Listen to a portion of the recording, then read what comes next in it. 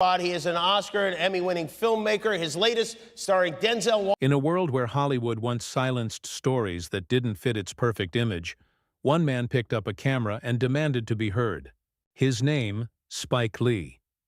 Before diversity became a buzzword, before social justice was trending online, Spike was already turning raw anger and truth into art, forcing America to look at itself in the mirror. His films weren't just entertainment, they were a revolution on screen. From the burning streets of Do the Right Thing to the haunting legacy of Malcolm X, Spike Lee's voice has echoed through decades of controversy and creativity. But behind the iconic glasses and fiery interviews lies a complex man, loved, hated, misunderstood. Who changed cinema forever? How did a film student from Brooklyn become one of the most powerful and polarizing storytellers in Hollywood? How did his art turn pain into purpose and conflict into conversation? This is the untold story of Spike Lee, the visionary rebel who never waited for permission to speak truth to power. Spike Lee was born Shelton Jackson Lee on March 20, 1957, in Atlanta, Georgia. But his true story began in the bustling neighborhoods of Brooklyn, New York. His father, Bill Lee, was a jazz musician who filled the house with rhythm and soul, while his mother, Jacqueline, was a teacher of arts and literature. From their living room to the city streets, young Spike absorbed both the beauty and the pain of being black in America. When he was still a boy, the family moved to Brooklyn's Fort Greene, a melting pot of cultures, vibrant yet scarred by poverty and racial tension. There, Spike learned early that art could be a weapon. His mother often told him, "Don't ever let anyone define your story for you." But tragedy struck when she passed away while Spike was still a teenager. Her death left a wound that never fully healed, but it also ignited a fire inside him. He would carry her belief in the power of education and self-expression for the rest of his life.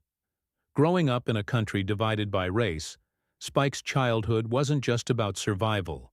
It was the birth of a rebellious observer, a young man watching, questioning, and preparing to speak for those who couldn't. Spike Lee's journey into filmmaking didn't begin with Hollywood lights. It started with a borrowed Super 8 camera and a restless vision. While studying at Morehouse College, a historically black university in Atlanta, Spike began shooting short documentaries about campus life, social unrest, and everyday struggle. His professors saw raw talent, but also defiance. Spike didn't just want to make films, he wanted to make a point. After graduating, he pursued a master's degree at the Tisch School of the Arts at NYU, where his voice sharpened into something unmistakably his own. His student thesis film, Joe's Bed-Stuy Barbershop, We Cut Heads, became the first student film ever shown at Lincoln Center, marking the arrival of a new storyteller who wasn't afraid to speak truth through the lens. Then came She's Gotta Have It, 1986, a low-budget independent film shot in just 12 days with a $175,000 loan. The movie grossed over $7 million, catapulting Spike Lee into the national spotlight. It was bold, sexual, unapologetically black, and, for Hollywood, shockingly honest. In an industry dominated by white narratives, Spike Lee had done the unthinkable. He made a film for his community, by his community, and the world was forced to watch. With She's Gotta Have It proving that authentic black stories could sell, Spike Lee quickly became a filmmaker with something to prove, and a nation to challenge. His next films weren't just cinematic projects, they were social detonators. In 1989, he released Do the Right Thing, a film set on a single scorching day in Brooklyn, where racial tensions explode into violence. It wasn't just a movie, it was a mirror held up to America. The film's ending sparked debates across newsrooms, classrooms, and living rooms nationwide. Critics called it a masterpiece of moral chaos. Others accused Spike of inciting division. But everyone was talking about it. And that was exactly what he wanted. Then came Malcolm X, 1992, a monumental biopic starring Denzel Washington. The film was powerful, poetic, and unapologetically political, a love letter to black resilience and identity.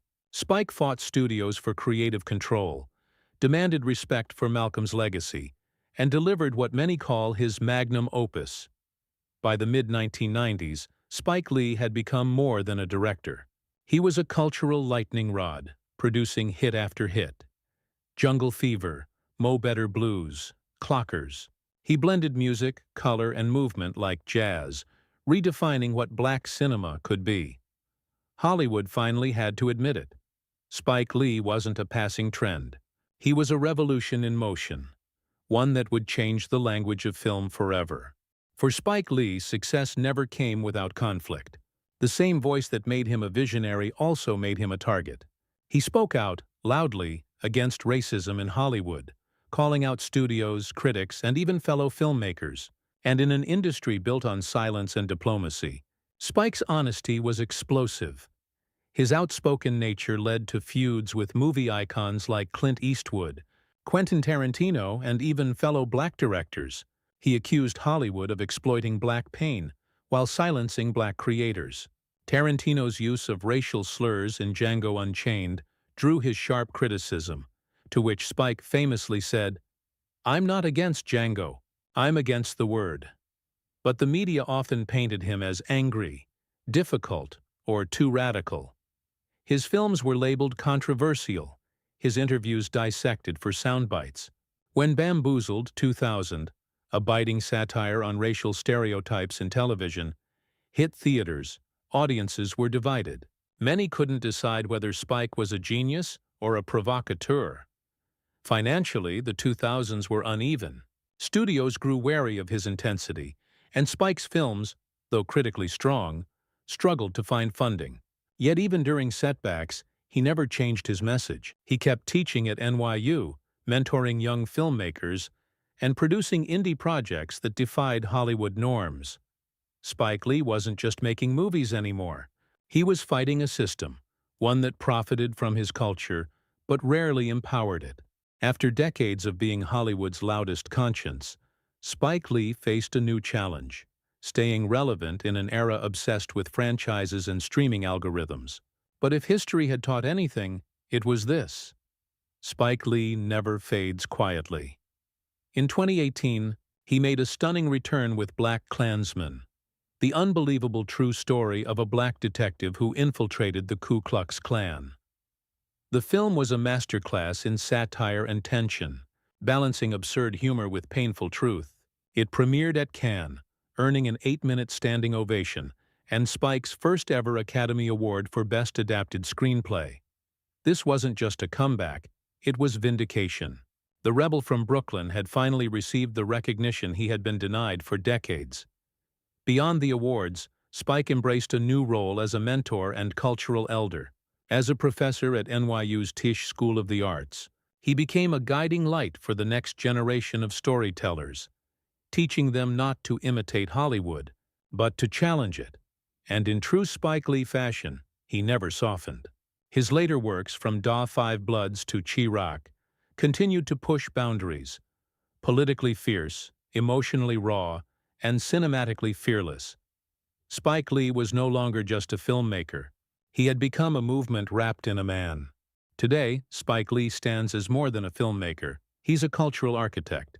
His lens redefined what it means to tell a black story in America, not as tragedy, but as truth. Every frame he's ever shot carries the rhythm of protest, poetry, and pride. He forced Hollywood to confront its own hypocrisy, to look beyond tokenism, and to acknowledge that representation is not a trend, it's a necessity. His influence stretches from the streets of Brooklyn to classrooms and film sets around the world. Generations of directors, from Ryan Coogler to Ava DuVernay, walk through the doors he kicked open. For all his controversies, Spike Lee never stopped believing in one thing: the power of cinema to spark change. His films remind us that art is not safe. It's not meant to please. It's meant to provoke. Spike Lee's journey is proof that rebellion can be righteous, that one voice, when armed with truth, can echo through history. Han tren kua Spike Lee lamin. Chung rang ki ban ke kau chuyen kua min bang tat ka traitim. Kadagioy se fai lang nahe. If his story moved you, don't forget to like, share, and subscribe, because some stories deserve to be heard again and again.